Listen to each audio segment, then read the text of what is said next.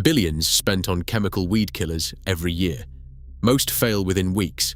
One single cup from your kitchen destroys weeds on contact, but only if you leave out the one ingredient everyone keeps adding. Every spring, the cycle repeats.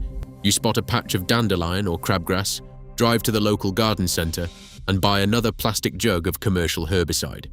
In the United States alone, homeowners spend over $1.2 billion on residential weed killers every single year.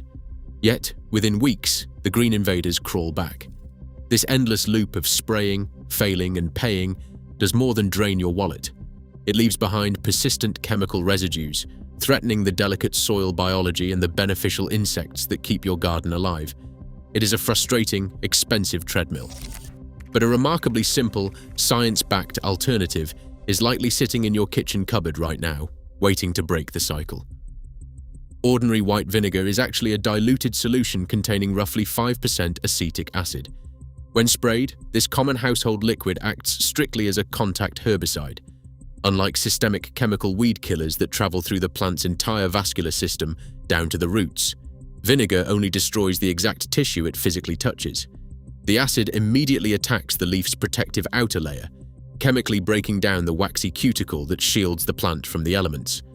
Once this waxy barrier is compromised, the acetic acid creates an intense osmotic imbalance, pulling vital moisture directly out of the plant cells. The process, known as plasmolysis, causes the cell membranes to lose turgor, pull away from the walls, and rupture. For young, tender annual weeds, this complete cellular collapse and desiccation happens incredibly fast, often leaving the foliage visibly wilted and brown within hours.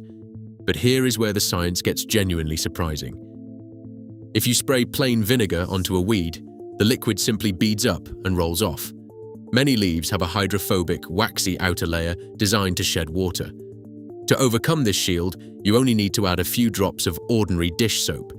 The soap acts as a surfactant, dropping the surface tension of the liquid from 72 millinewtons per meter to just 30 millinewtons per meter. Instead of bouncing off, the mixture instantly flattens and clings. This small adjustment forces the acid to stay in place long enough to act. But this is where many people make a devastating mistake.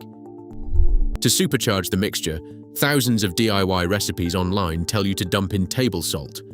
At first, it looks like a miracle. Sodium chloride draws water out of plant tissues with ruthless speed, accelerating the desiccation process. But while the weed dies instantly, the salt does not go away.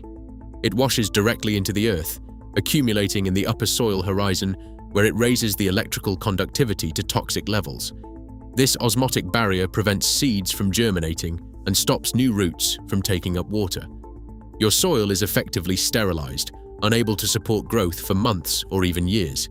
And this is the part most people never find out until their prized garden beds turn into barren, unproductive dirt. The solution to this gardening dilemma is far simpler than the chaotic recipes of the internet suggest. You only need 2 everyday items from your pantry. The safe, endorsed formula is 1 cup of standard white vinegar combined with just a few drops of liquid dish soap. Absolutely no salt. This clean, salt-free mixture acts as a highly targeted knockdown treatment, destroying the immediate weed foliage without leaving any toxic footprints in your soil. It is a moment of pure relief for your garden. What happens next changes everything about how you use this mixture. Timing determines your success. You need a hot, dry, sunny day when the weeds are actively growing. The intense midday heat rapidly evaporates the water, concentrating the acetic acid on the leaf surface and accelerating the cellular breakdown. But remember, this natural spray is completely non-selective. It cannot tell the difference between a stubborn weed and your prized flowers. Because it only kills the tissue it physically contacts and won't travel down to the roots, precision is your best tool. Spot spraying carefully ensures you destroy the unwanted growth while keeping your surrounding garden safe. Yet, household vinegar has clear limits. It cannot conquer deep-rooted perennials, which easily regrow from untouched roots. For tougher invaders, some gardeners turn to horticultural vinegar, but at 20 to 30% acetic acid. This is a highly corrosive chemical requiring protective gear, not a casual kitchen remedy.